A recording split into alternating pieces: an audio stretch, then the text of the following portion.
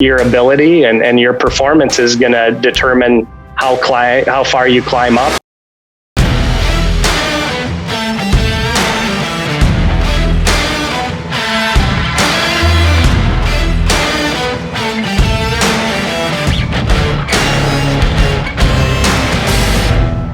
What's shaking? Welcome back to All In. I'm your host, Rick Jordan, and my guest today, I'm really pumped to talk about them because they are from an employee-owned retail footwear company headquartered in Cottage Grove, Minnesota, and this is Trade Show Homes, but today it is Justin Kehrwald. You guys are killing me with the last names. I'm just John and Justin. Welcome to the show. What's up? Appreciate it. Thank you for having us. How we doing? Dude, we're doing really, really good. I'm looking at, I'm not even going to attempt it, guys, because it's awesome. At least you know that nobody can really like doppelgang you or something like that, right? So it's TradeHome shoes. TradeHome shoes. There you go. That's so cool. So it's Kehrwald, right, Justin? You're right. Is it Skudlarek? Yep. Awesome. Very cool, guys. I'm excited to talk to you today because there's just so much awesomeness that's going into what you guys are doing. And I want to hear how you guys started, which was obviously before you guys were even born, right? A long, long time ago. And, how you've grown today and just continued to expand because you started in 1921, right? Yep. We're 100 years old this year. That's amazing. What are you doing to celebrate? Well, trying to make the most of the post-pandemic world, and we're going to have all of our managers in the fall. Once we found out that the world was going to kind of be opened back up, we're going to have all of our store managers and all of our corporate employees have a couple of day celebration with some of our vendors and invite back as much alumni as we can have, and just celebrate 100 years of people. That's so awesome. And Justin, you, John, don't worry about it, my man, because you're still there. But I was seeing what was there. You guys both started in high school, is that right? I started in high school. I think, Justin, did you start in college or did you start in high school? I did. I started while I was in college. John and I have very similar stories to how we got started with TradeHome, and he tells it a little bit better. So I'll let him do so. Go for it. It's so fun because, there's a lot of entrepreneurs that listen to the show. And, there's some others that'll listen that are, employees of amazing places like TradeHome Shoes. And, so a lot of this is geared towards entrepreneurs, but I'm always like, no, you don't have to be an entrepreneur to be this amazing success and break the mold and get out of the box and be the renegade, the disruptor. You can be what the phrase is now called like an intrapreneur, which is probably part of your story, right? Tell me about it.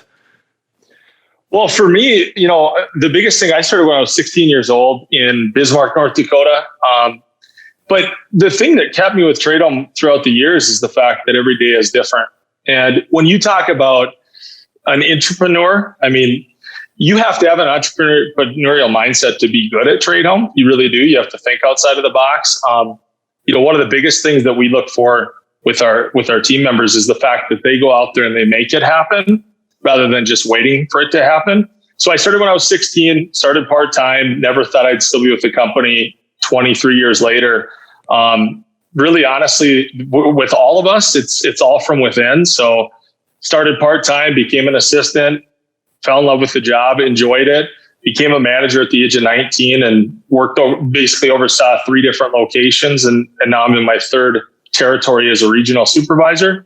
But the biggest thing that I would say is just the most fun has just been the fact that, every day is a little different. And the constant is obviously the change. That's one thing we've been really good at as a company is consistently changing when needed. So. That's awesome. And Justin, your story, I guess, is similar, yeah?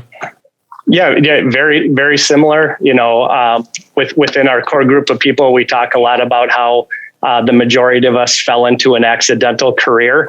I was attended South Dakota State University and started working part-time because a buddy of mine had a job there and they needed some help for the holiday. And I got started right around Christmas time. And I fell in love with the interaction of the people, the competitive spirit within, the tight knit group of people that you worked with. And once I got a couple of mentors that really explained to me what it could be, not just as a job, I gave myself different goals that I wanted to, achieve within certain amounts of time. And, the interesting thing with a retail company is there's so many different facets to it. And I went through store management and regional supervision and transitioned into the home office to start working with our operations team and get involved with our leasing and the purchasing of product. And, just got groomed by some people that really had my best interests in mind. And in October of 2018, the president of our company, who was actually only the third president in the history of TradeHome. Wow. He took the helm in 1999, and October of 2018, he handed the proverbial baton to me. And, John and I and the rest of our leadership group have been trying to make the best of our opportunity. That's amazing, guys. It's so cool because things like retail, it's one of the few places that I think that exists to where you can really kind of just blow up a career, because I came from the Best Buy world and you could do so many things within retail, especially for people, you guys were in college. That's awesome. But even just other opportunities for people to start and climb the ladder is just incredible and amazing. There's not many industries that you can do that. A lot of times you'll reach a plateau, but look at how far you guys have come. It's awesome to see that. What do you both attribute, because staying for a place for a long time, right? I know, John, you said it's been 23 years, right? Correct. Yeah. Justin, how long for you? Yeah, I'm one of the rookies. I've only been around 21 years. One of the rookies. But look at this, right?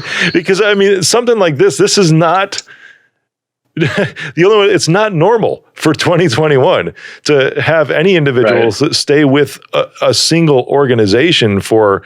You're talking 21 and 23 years, but let's even say 5 years, right? It's not normal for that. So, what really kept you around this long? Well, I think for me, it just comes down to the opportunity. You can go as high as you want to go. Justin is clearly living proof of that. He started part-time and is now running the organization. But I think part of it too is we try and give everybody a voice. And so, whether you're a part-time employee or you're a store manager or you're beyond that, we're all in it together. We had a great opportunity to really create a close-knit group throughout the pandemic and that time period. And what's interesting is we came out of it stronger. But I would say more than anything else, it's the community of TradeHome that I think keeps a lot of people around for the long haul. Yeah, Justin, you probably agree with that, yeah? Yeah, 1,000%. The only thing I would perhaps maybe add to it is that we were very fortunate when the ownership group that took over in 1999, they bought it from the founder of our company's son and son-in-law. And they made a handshake agreement with Don and Harold that when they were ready to relinquish ownership of the organization, that they would make sure that it stayed owner operated. And, the caveat attached to it for me as I was trying to figure out what I wanted to do for a living, and I'm still doing that every day, is I knew that at some point, if I did, what I was capable of doing, I felt like I would be in the position to be able to take a prominent role in leadership with TradeHome Shoes. And to John's point, the people that were there before us that we learned from so much, they had walked in our shoes. I no pun intended in the footwear business, but I well think done, that's sir. Well done.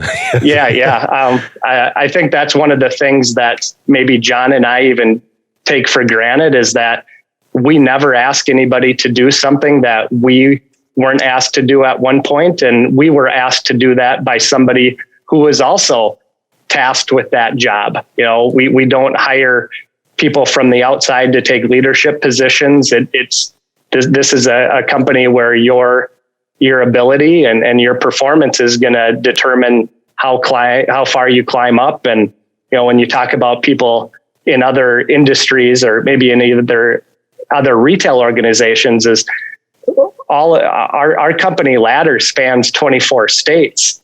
So if you want to change your scenery, then we can help you move to a new area, run a different market, get to be involved in a different community, and you can start that business to scratch that entrepreneur's itch, but you can do it with the support system of a 100-year-old company. That's awesome. I'm sure there's been a lot of changes over the years too, but you guys are close to about the same tenure within the organization. Were you ever at the same level at the same time? For the majority of our career, yeah. Because I can tell you guys are close. Did you guys ever have any healthy competition between the two of you? that hasn't just or unhealthy competition.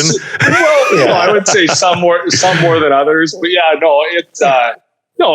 any great organization is going to have some competition, and you hope that it's healthy, right? I mean, you hope that the competition's healthy. But I think part of what makes us special is, we have so many guys like Justin and I out there right now running locations that have the same relationship that we had as we came through the ranks. And there's no question that we still challenge each other to this day in many different ways. So that's the special part for sure. Yeah, I would, for anyone out there that enjoys sports analogies, is to be successful for TradeHome, we don't have one starting quarterback. We've got a 125 store pitching rotation, and every every manager wants their other managers to do really well. They just want to be known as the ace of the roster. That's fantastic. I'd love to hear some stories at some point. I don't know if you're willing to share some of them today, but that would be a lot of fun just to hear some of those competition stories. Because I'm sure I can just see you guys. I mean, I can tell you're holding back on me right now a little bit, aren't you? You're like, oh, everything's great. We have healthy competition, sunshine and roses, right? Was there a time you ever wanted to put each other into a headlock and be like, okay, I'm going to kick your ass here. This is what's going to happen because I'm doing better than you and try to catch up. I'm talking in a healthy way. Very healthy way. Well, I don't necessarily think that potentially happened, but again, I think that when you have a great organization, you've got a variety of people that are either pushing you or you're chasing or you're trying to catch up with. And so I don't think there's ever been a time where I really wanted to put Justin in a headlock, metaphorically or literally. But, in the end, I think it just has more to do with the fact that when you have a lot of great people pulling on the same side of the rope, great things happen. So. Wow. I love it. You guys don't, I see who you guys are and I'm saying, hey, come out of the box for me for a little bit, just for a couple minutes. It's awesome, guys. You got the foundation of an amazing company behind you. And I'm seeing that. So 125 stores, you said, right, Justin? Yeah, we've got designs to increase that door count over the next 24 months. Working with some of the major retail developers on our expansion plan, and if we have the people, again, part of the reason this podcast exists is to help people reach their potential. Just listening to previous episodes and just. The name All In, I love it, is, we can always buy more shoes and we can always contract more trucks and we can always work on logistics within our support system at the home office. But, as Jon mentioned, what makes us different is the people that we have that are the face of the franchise for us in each of our individual markets. And as long as we can continue to hire and retain really good people, we're going to continue to stretch the boundaries of our footprint and continue to open up stores in areas that we feel like that we're needed in the market. Yeah. Around the past 2 decades, what have you seen as far as some of the biggest shifts that you've had to make to keep business moving forward? Because now in your tenure, this is really kind of like a second recession, right? You've been through one and now maybe again. I would say for us, and perhaps we're atypical to retail in general, but when you read studies on footwear, coming out of the COVID shutdown, the pandemic shutdown, there was a little bit of just a retail resurgence, especially in products where people really hadn't shopped for it for a while. People are, getting out hiking, they're getting out running, they're getting out walking, and that's the product that we carry. And with us being full service, I think it also kind of touched the core of how much people missed interacting with people. And you get a little bit of a buzzkill if all you do is wait for Amazon packages to show up. And not saying anything negative about purchasing items online, but our job is to make sure that our customers are in a better mood when they leave the store than they were when they walked in. And we believe if we do that, selling footwear it's going to be a byproduct of the interaction.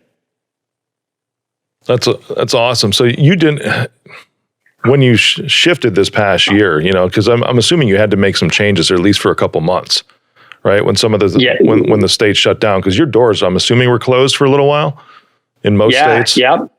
In all of our stores. Yeah, there was a pretty there were some pretty dark days for all of our leadership where we were kind of at the mercy of other people making decisions, and I think 6 weeks was the shortest period of time any of our stores were closed, and that stretched to 3 months.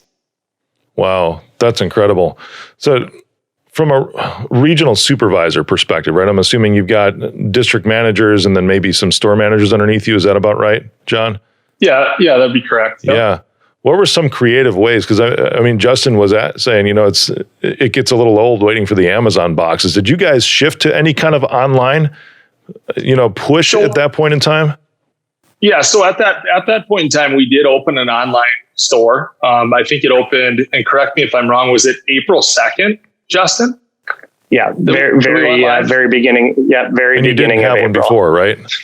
Correct. We didn't. No, we didn't sell online at all. In person, sit and fit. So, and the pandemic, it's not what predicated our e-commerce site. It had been in the works since the tail end of 2018. We wanted to do it right. We wanted to do the best job that we could to bringing a little bit of, the service side to e-commerce, and we fast tracked it a little bit. We expedited it, and as John mentioned, we launched it probably 6 to 8 weeks earlier, and we allowed the wrinkles to be ironed out while we were live instead of having everything done on day one. Build the plane as you fly it, right? Yeah. But I think when you speak about the creativity of a regional supervisor, I mean, while we were shut down, I'll let John elaborate on it a little bit, but we did some things that I think are really outside of the norm as far as engagement with our employees that allowed us to, believe it or not, we actually had 100% manager retention, even with some furloughs and even, yes. Way to go. That's awesome. One of the biggest things that we did is we just tried to, I think for a lot of people, it was really tough being home. For our managers, they're so used to being in the community. They're running around and they're, running and gunning on their floors, working with their teams and stuff along that line. And for them, I think it was very difficult for them to actually sit home and ultimately not have any of that stuff going on. And so we started doing voluntary Zoom calls and stuff along that line. And honestly, I think Justin and I would both agree that we came out of the pandemic probably stronger from a community standpoint than we ever went into it with. And again, the community of TradeHome has been strong for years, but when that's all you have to focus on and all these individuals are used to being in stores, helping customers, and all of a sudden they're home, I think just opening that up as an opportunity for them and really taking the time to pour into them during those dark times and those challenging times. I mean, it was tough from a community standpoint. It was tough, but at least we could have a virtual community during that time. And I think we did a really good job in that area as a company. That's awesome. Did you have any of the store managers help you in the online presence realm to get that shift made? Yeah, Well, but I mean, behind the scenes, but behind the scenes, I mean, I obviously when we're in beta for, upwards of 2 months, our store managers, even with customers purchasing items online, a lot of times they're the ones walking the customer through that process while they're in the store. And we wanted to make sure that each of our managers felt like the brand of TradeHome shoes was being represented really well. And if they didn't feel like it was very easy as a consumer, then obviously they were going to be the ones that were going to have to try to walk people through it in the moment. So anything that we could do to streamline that process before we went live, I mean, if we could create a website that our store managers could navigate easily, we felt as though our customers would be able to as well. That's a great way to approach it. I've been in a lot of retail stores, of course, to where it's like, they're like, oh, it's on the website, or the employee would try to search the actual website of that retailer to try to find a product for me. And they didn't even know how to navigate themselves. Yeah. Right. It's so cryptic, that makes sense that you wanted to do it right. Why did you wait so long even to begin with? Because obviously the internet's not new. Why until 2018 did you say, hey, we should be online? Well, 2018, we did have a change in the leadership of TradeHome, as I mentioned before. Opening a website and starting it the proper way, it is a little cost prohibitive, and you have to think long game. And there were a few people that were getting ready to retire that had been with the company for a long, long time that said, when you guys are in control, we want you to make the website the way you want it. We don't want you to have to retrofit a website that we created, knowing that we were going to be, outside of the company in 24 to 36 months. So, we started working on some of the behind the scene things, is like what we wanted it to be and how we wanted to make sure that online sales and store sales flowed. We started working on some of that in 2016, but I mean, if you're 98 years old and you don't have a website, then does it really matter if you're 99 years old and you don't have a website? It's an interesting perspective. Yeah. How's it worked out so far? I mean, the website's maybe about a year old at this point, a little over a year.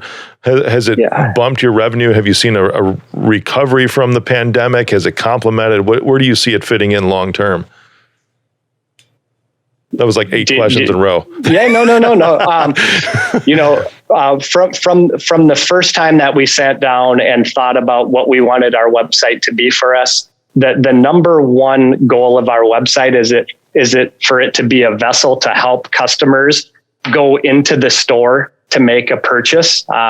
We like the idea of somebody sitting on their couch or on their front deck and having a glass of wine or having a cocktail and pre-shopping. Footwear is a touch and feel. It's a touch and feel category. But going to a shopping center can sometimes be perceived as inconvenient. So if on a Wednesday night you spend a little bit of time online and you find 3 or 4 products that you might be interested in that your local store has, you're more likely to make that journey on a Thursday into the store. So our goal of the website, we don't want to be the next Zappos. That's not our goal. We're really proud of the brick and mortar locations that we have, and we want our website to be a nice advertising tool to support in-store sales. But if you can't make it into one of our stores, we'd be more than happy to help you get a pair of shoes off our website. That's awesome. Do you sell online on any other platforms? You mentioned Amazon and all. Or is it just through yours? We just sell directly through our own website. Yeah, we do not support third-party sales. We are a TradeHome and TradeHome.com business. That's awesome. Jon, I mean, being a regional supervisor, as we touched about this transition to becoming online over the past year, I'm assuming you probably are a little bit more of a road warrior. Oh yeah. Yep. But again, Justin was at one point too. So yeah, and still is. So that's awesome. How did that work for you? Because I mean, even last year I filmed a documentary and I was still in Marriott hotels around 150 nights last year, says my account. I didn't even know it was that much during the pandemic, right? So how did you cope? That's the thing. Because I was at home for, I sat home for maybe 5 weeks at the beginning. I'm like, this sucks. I got to figure out something to do. It was an adjustment. There's no doubt about that. I mean, I'll go back to that Zoom community that was created during the time. I think helped us all out, quite frankly. But even when I got back on the road, I mean, it was weird out there. I'm sure you can attend to that. I mean, it was strange initially when you first started traveling. One of the biggest things that we always want to make sure that our managers and just the community of TradeHome understands is, when we started opening stores, we wanted to be there as supervisors on the front lines with the managers. And I think that's so important. It's one thing to sit there and talk about how, hey, I think everything's going to be okay and fine over the phone. It's a lot different to sit there and say it to them, in person and be with the teams as they reopen with all the uncertainty in the world. And so that was really important to us as an organization. And it was part of the reason why most supervisors hit the road right away in the month of May or late April to get back out there and just be with the teams. That's awesome. I had this weird thought in the back of my head, and this is because I squirreled, guys. The last time I heard like a regional supervisor, because underneath you, Jon, they're store managers, right? Is that the hierarchy? Yep. Yeah, it's very much structured kind of like Dunder Mifflin in The Office. From what I can see. I don't know if you guys ever watch the show or anything, but that's kind of how I think. But there we go. Yeah. Do you ever see yourselves mirroring that life at all? What's going on? Maybe not entirely. That's funny. TradeHome, the name. How did you guys get that name? I realize it's 100 years old, but what? Yeah, it is. It's 100 years old, but it's so interesting now that it's gone full circle. Is the company was founded in Superior, Wisconsin, and it was Trade at Home. TradeHome was retail location provided to communities to keep people from having to use mail order catalogs, and they got to trade in their hometown. And again, we think it's fitting now with the online marketplace that it still is a name with synonymous of being part of the community, supporting your community, hiring people from the community, being a fixture, and I like that. Trade at home. That's awesome. So when did the name shift from Trade at Home to TradeHome? What year and Very why? early. Okay. Less cost prohibitive to put a sign up. That's very real. You're talking during the Depression, right? It was very early in the infancies of TradeHome. I think there was only 3 locations at that time when they got rid of the at part. Those are interesting concepts to think of, and it was, probably 12 years ago now, I officiated my own grandmother's funeral. And that was part of my talk that I gave. Was like, oh my gosh, all the things that she probably would have seen because she was born in the teens. Right. It's like going through the roaring 20s, but then the Great Depression after that, and World War II, the Cold War, Vietnam. And I'm like, disco. It's like she probably could have done without that one. But those are considerations because now we just think, here's a printer. Or whatever, it's so inexpensive to add that. But back at that time, do you know if it was during the Depression that they shrunk that down to save on the signs? That'd be incredible. Yeah, I really don't know, but the resiliency that you speak of your grandmother and what she's went through, we wear that as a badge of honor just with our company in general is, all of those things that you've listed, we've survived all of those things, and the future generations of TradeHome will be able to speak of the pandemic of 2020 as another thing that we not only survived but as Jon referenced, we came out better on the other end. Yeah. Did you have to close any stores at all? The only store that we closed permanently was going to happen regardless. Yeah. So we've increased since our stores have reopened, we've increased our footprint by close to 10% since last May. That's awesome, guys. I love that. So what do you think the future of TradeHome is? Because I mean, everything is shifting to online, and I do feel that during this time too, that, I mean, look at any industry, sales, for example, became pretty much functional over Zoom, and that was it, right? But I think my personal opinion, as far as sales in general, is going to shift back to where when you have that personal touch, that's going to give you the edge again, so. Well, I don't, there's never going to be a replacement for human connection, right? For sure. I mean, we can Zoom until we're blue in the face, but ultimately there's nothing better than being in the same room with somebody. And, even when we look back on the pandemic and you look at all these opportunities that were taken away to hang out with friends and family and stuff along that line, as people get back out there, I still think there's going to be strong malls in America. I don't think there's going to be quite as many, maybe, as there are today. But again, I think if you're a store that does a phenomenal job with the customer experience and you really make them feel like the only person on earth while they're in your presence, I just don't know that the future can possibly look bad for you. For sure. I like that. So 10% over the past year. That's awesome. Where do you see yourselves going in the next 5 years? Oh, we're going to continue to hit expansion mode.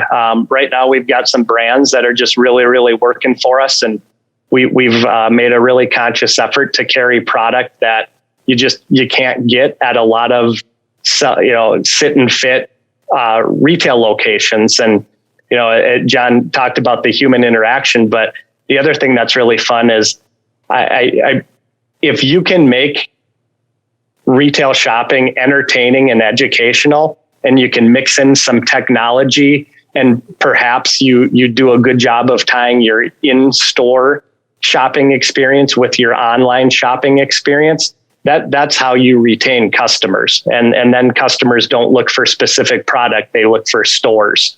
And as we continue to try to just really solidify the brand of TradeHome shoes, those are the big Roman numerals that we're making sure form the outline of our next 5 to 10 years. That's awesome. You guys parents? Yeah. Yes. Yeah. Jon jumped off there. Yeah. Well, yeah. Justin. Yes, I am. Yep. No, Justin, you're both parents. How many shoes do your kids have working for a wonderful place like TradeHome? My daughter has quite a few shoes. My son is intentionally a minimalist. My son will get a pair of shoes and he will wear those until he wears them out, and then he'll get another pair of shoes. He likes to remind me that he doesn't take full advantage of the opportunity that he has having his dad work for the company that he works for. He reminds me that my wife and daughters take full advantage of the fact that I work for a shoe store. So, my oldest daughter has too many. I always try and justify it by saying, well, she's a good guinea pig, but I think she's been used too much in that role. So, but no, they like their shoes. There's no doubt about it. So. That's awesome. Obviously, it's a little different with both of you working there, but what recommendations would you have for parents that are looking for their kids' shoes? Is there any, because I think back to when I was a kid, right? And my family didn't have a lot of money, so it was just whatever we could afford. And so I remember trying to think that, I'm going to be the cool kid if I've got Reebok pumps. I don't know if you remember those. Like that's it. So finally, I don't know the situation of the money at the time. I was maybe only 11 years old. And I remember I got my first pair of Reebok pumps because that's what I really, really wanted. Made me super happy. Right. But as far as parents looking for their kids' shoes, right now, I know how to fit my kids' shoes, what they like and everything. But is there anything you would suggest to parents to make sure that their kids are outfitted the appropriate way to be a success in school, success in life? Well, I think it's important to be fit, right? I mean, think about how many stores you walk into and they throw the box at you and they walk away. I mean, one of the biggest things that we do is when we talk about being a sit and fit, we legitimately walk you through the buying process. And I always talk about us being your tour guide as you're in the store. So the biggest thing with kids is their feet change so quickly over the course of adolescence that it's important to have them measured. And we have the Brannock device in our stores, which is, again, it's old school, but we sit them down and we truly fit their feet. And it's important for kids to just be wearing the right size. And oftentimes they're not. Even a lot of adults aren't wearing the right size shoes. So, truth to that. It's hard for me to find shoes with my Hobbit feet that I got going on here. No, they're like between size 12 and 13. And it's interesting because they're just slightly wider at the front, which is why I've always been good at running, but it's just, even though I hate running. But yeah, the proper fit I see for my kids too is just, it's so hard to find. And you don't get much help from anybody that are in the stores. You know, I mean, I'm even talking if you purchase like Nikes or something like that from like a Nordstrom or a Neiman Marcus, you know, some of the high-end retailers, and you still don't get the help that you need, especially for kids. Mm-hmm. Yeah, it's important. They can't go to the right spot. So go ahead, Justin. And I was to say, sometimes it's harder for children to articulate the fit of a shoe. You got it. As opposed to once you're an adult and you know this one fits a little bit tighter here, a little bit less here. The other thing I would add to John, in addition to the just whether it's one of our scanning devices, we have scanners in our stores that have lasers and cameras. We have the old school Brannock device. But the only other thing that I would say is just because their foot measures at a certain size doesn't mean that that's the size that they're going to wear in every brand.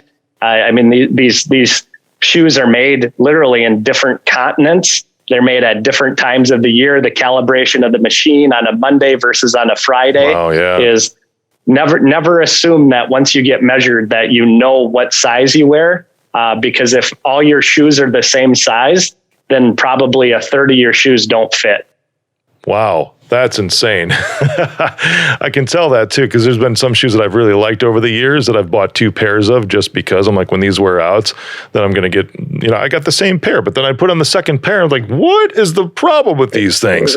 Yeah, those were Friday shoes. Yeah, those were Friday shoes. Yeah.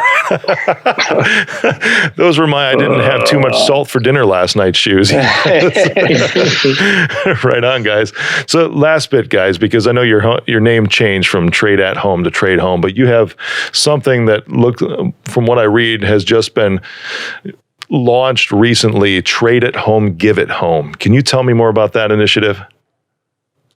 Well, one of the biggest things that we're doing with our managers at the store level right now is we're allowing them, I guess the first thing I want to touch on is just the Century brand. That's our apparel company. And that company, every pack of socks that we sell at the local level, the manager had an opportunity to pick out a local charity to donate a pack of socks to. And that has been awesome, extraordinarily successful so far. So that's the first initiative. And then that has catapulted into the Give at Home slogan that you're talking about. Basically, what we're doing with our managers is we're allowing them to choose a charity. Again, in some cases, it's the same one that they're giving the socks to. In other cases, it's different.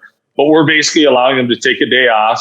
And we're going to credit their bonus account for that time away as a company. And they're just going to be able to give back in their communities. And really the goal is we hope that it probably happens a couple times a year. They take their family with and they take their kids with and they just make an event out of it. We've been fortunate in so many markets and in so many ways with the customers and the loyalty that we've had across the country. And it's just our opportunity to give back a little bit. And so that's really what we're motivated to do moving forward. That's awesome, guys. Justin, what suggestions would you have for somebody that wants to start somewhere and rise up to being president and CEO of the organization? Well, the first bit of advice I would have is just be really calculated on your personal expectations versus the long-term end game that the company might have in for you. When you talk about John and I at each other's necks or giving each other, Anytime anybody ever feels like they didn't get an opportunity or a promotion that they were deserving of, and it was given to somebody else, it's easy to find another ship to sail on when you're just not happy in the moment with the ship that you're on. I can tell you personally that I'm very fortunate that I had a couple of people that I just thought really highly of, that were my mentors, that I know that they knew the end game better than I did, because they were working with 16 to 20 managers at a time, and mine was the only brain that I cared about in that moment versus the 120 stores. Sometimes you got to zoom out, and you got to realize that it's part of the long game. But the other thing is that if you work for an organization to where your direct report is someone that you can have a mentor-mentee relationship with, you should take as much advantage of that as you possibly can. Jon talks about pouring into people, and if you're in an organization where you look at the 2 to 3 levels of leadership above where you're at, and you feel like all 3 of those people are people that you could learn a lot from, then you're working for a good organization, and you can be patient and you can trust the process. That's awesome, my man. I appreciate you both being on today. And for anyone who wants to find your locations, TradeHome.com. Take a look and go into the store, right? Go into the store. I'd love to have you in. Awesome, guys. Thanks again. I really appreciate your insight, especially in the last year in brick and mortar retail. And I'm hoping that you guys double your locations here in the next 5 years. I can't wait to see what happens. Thank you, Rick. Appreciate it.